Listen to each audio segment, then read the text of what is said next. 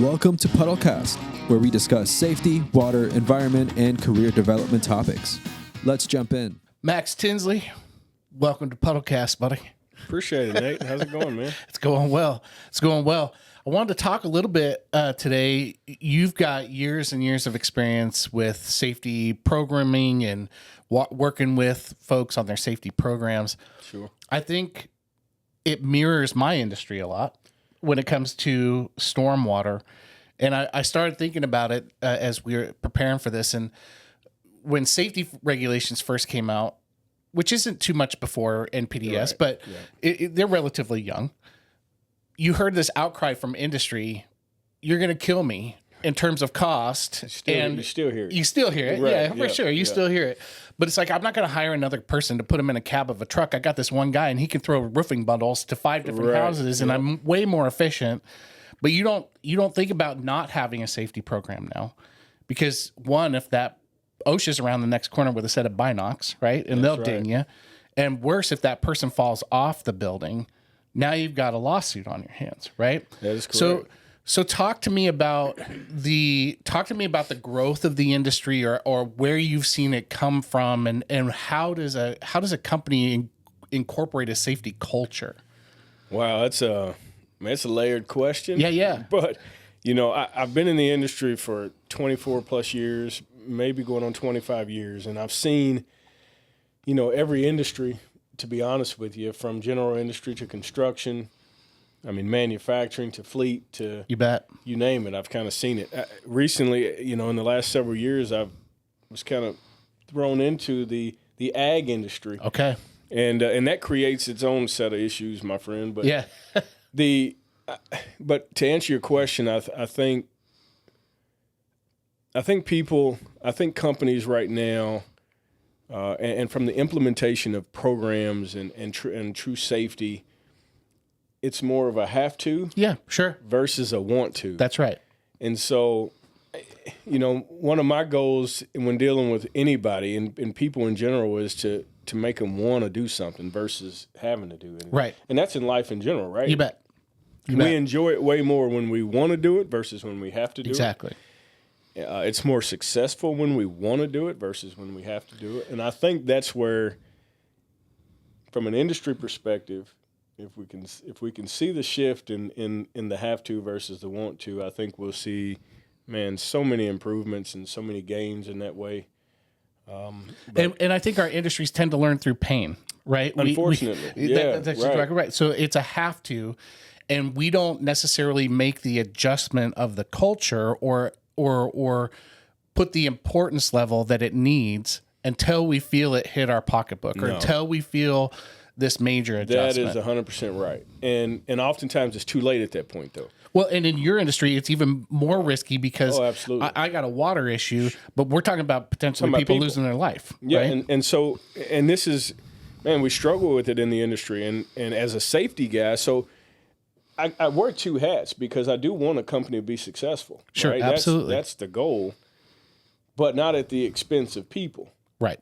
And so there's a tough balance. And oftentimes we do, to your point, we react to something that has happened, but by then it's too late. Mm-hmm. And so, I've seen accidents happen. I've seen amputations. I've seen fatalities, and I've kind of seen the whole gamut.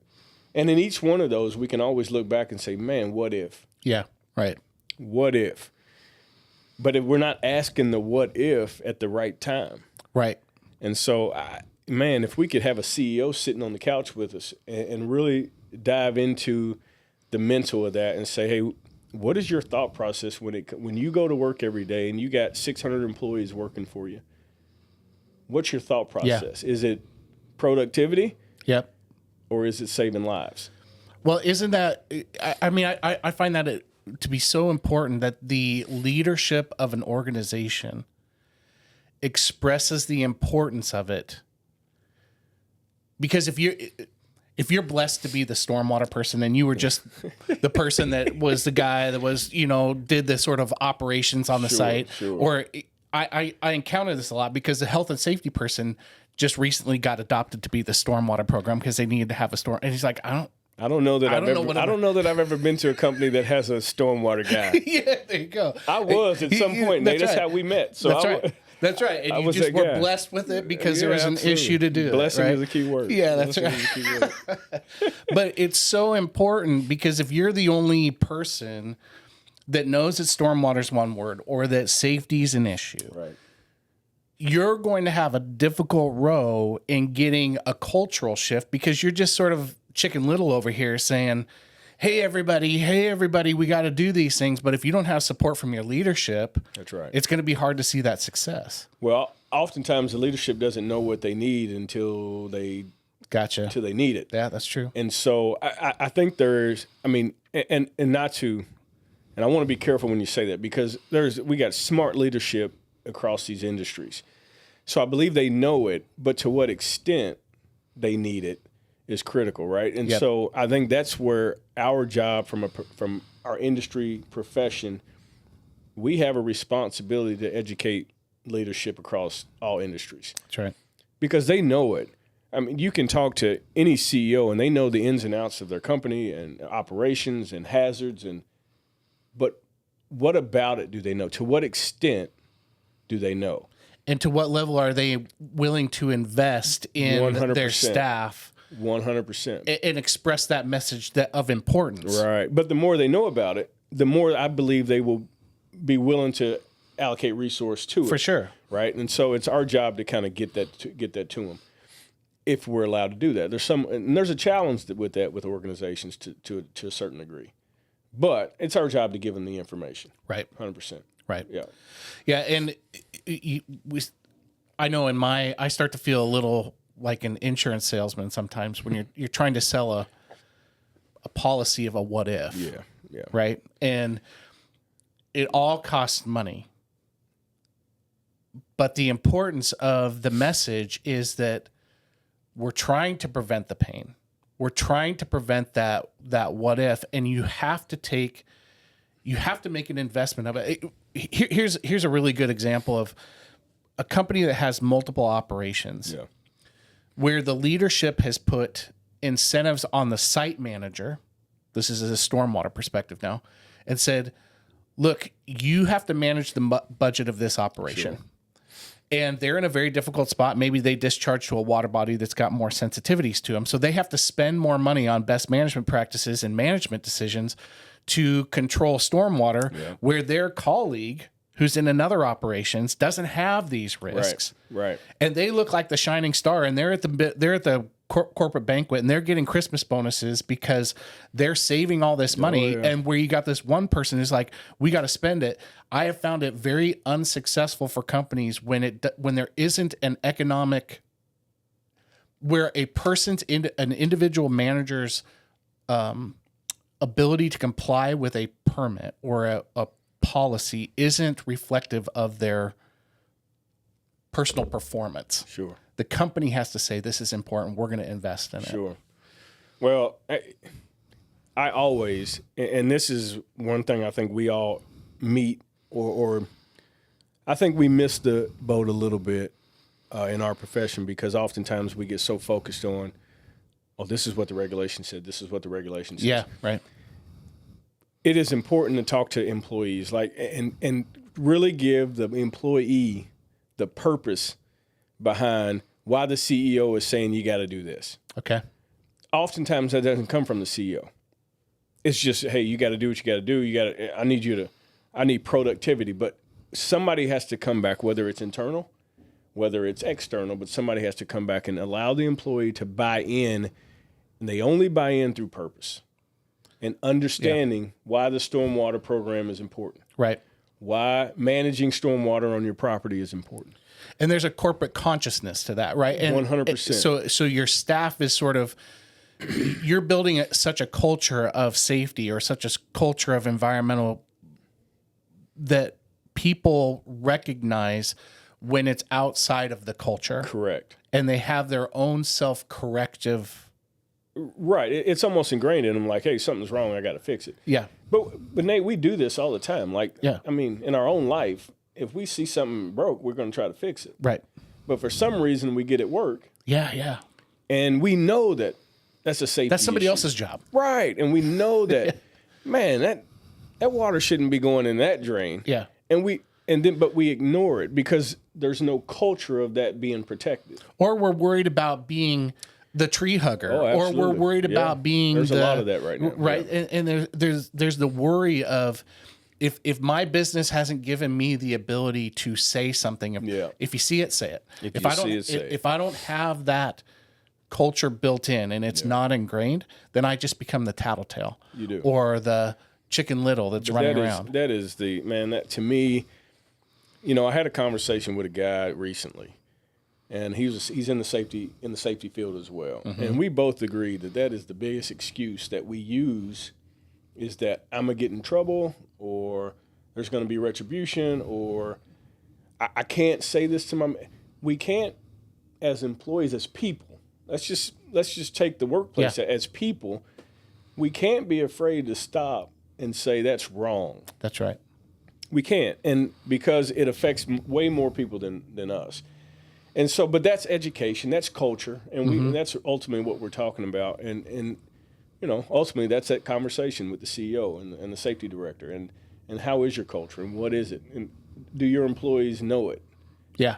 And do they feel comfortable coming to you and saying, "Hey, man, let me visit with you about something"?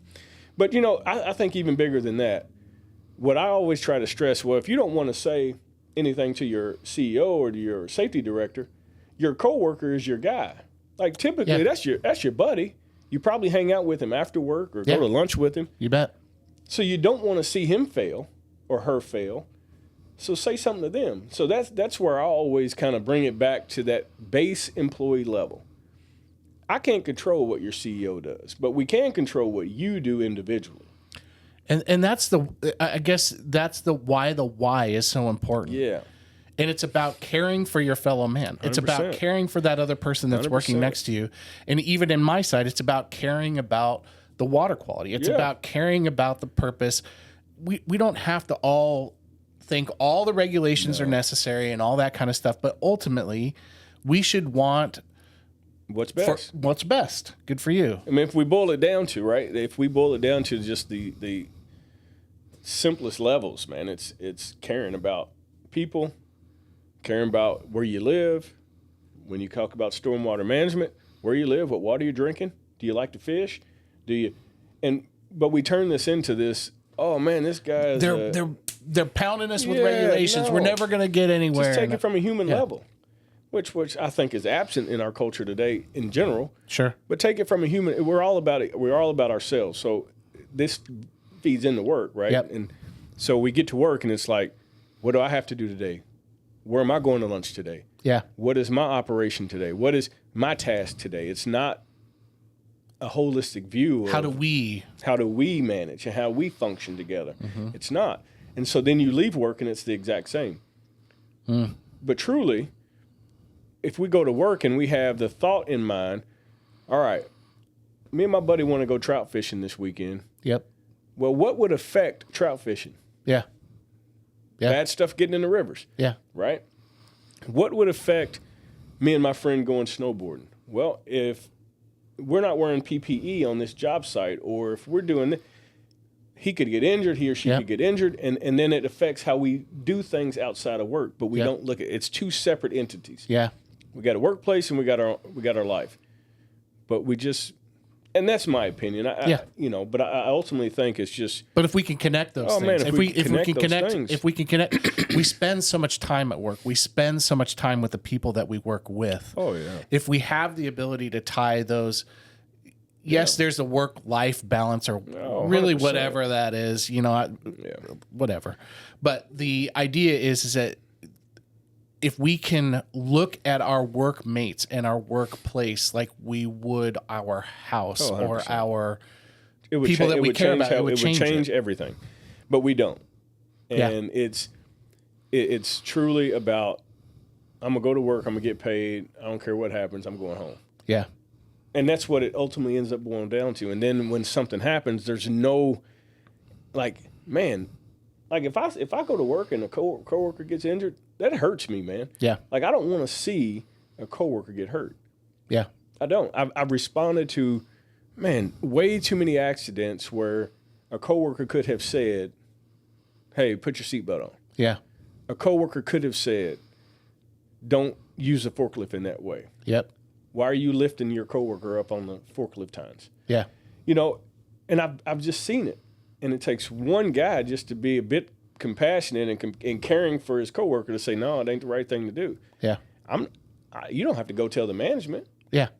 Just grab your coworker and say, Yeah. "Don't do that." Yeah. Yeah. Well, it's building that culture. I think that culture of safety and environmental compliance is 100%. something that we have to start growing into our businesses, because listen, you don't get to bury it. You don't get to put your head in the sand like an ostrich and just make it disappear. It's not going away. No, it's not. What we are trying to avoid is the catastrophic occurrence where we're either looking at an injury, Right. a loss of human life, or figures of fines and That are requirements that are astronomical. 5, 6, even will 7 put you out of figures long, business. and they'll put you out of business. They will challenge your ability to make money. That's and correct. all this stuff that you've done that's focused on productivity, and the only thing that matters Yeah. is getting to the bottom line and all that kind of stuff, you're going to lose it in the end because it's going to catch up with you. There has to at some point be some balance in productivity, and this is the hardest part about building safety culture and being compliant at the same time, right? Because you have to make money as a company, and I 100% get that. But there's a way to do both and do it effectively. But I was talking to a guy at a job site once and telling him, "Hey, put the hard hat on. Why aren't you wearing your PPE?" And we're just talking about these things. And I told him, I said, "Man, do you realize what would happen? One accident out here, what it would do to your company?" Yeah. Like, we don't need to get the CEO involved to understand what would happen if a guy 4 stories up dropped a hammer off a ledge and hit you in the head because you weren't wearing a hard hat. Yeah. What would happen? And so it's truly trying to put those guys and gals in, like, and I say that, in general, workers in general, will put them in a situation where this is happening. This can happen to you. Yep. And it only takes, and it's a brief second. Oh, it's something man. that's just a slip, and it could be a catastrophic change. You're working to try to grow your nest and have your dreams Exactly. and stuff met, and your dreams could be affected by Which is a why single moment. one of the personal testimony is, in my opinion, is one of the best methods of training and teaching. If we had a worker that went through something, even a coworker that witnessed something, that's who needs to be in the CEO's senior staff meeting once a quarter, and telling a story about, "Boss, this is why I care about my coworker." That's right. Because I saw it, I witnessed it. Yeah. There's no different. Like, a CEO or any leadership is no different than any of us. Sure. But they have to experience it, and they have to hear it. Yep. And there's some that haven't. Yeah. Yeah. And and maybe there's some that don't care, and that's unfortunate. Yeah. But we got to keep telling the story That's for sure. and pushing it. And Well- that goes the same with stormwater. Absolutely. It's getting that culture embedded and understanding the why and causing that to have a cultural change. Well, Max, we've been doing it. Keep up the good fight out there in the safety world. If people need to get a hold of you and they need to have somebody come in and like you do a lot of, I won't call it auditing, but assessing of safety and looking at their programs, how do they get a hold of you? Yeah, thanks for that. I do. And I like to appreciate the assessment versus audit. Yeah. My job is to assess your operations and see how I can help you. Yeah. It's truly a service to help, and that's through Impact Safety Consulting. Email address is maxwell.tinsley@gmail.com or maxwellbt@impact-safety.com. So either one of those will work. So. Awesome. And glad to help if I can. Absolutely. Well, thanks for being here, and join us again for our next Puddlecast. I appreciate it. Thank you to today's special guest. Join us again on the next Puddlecast.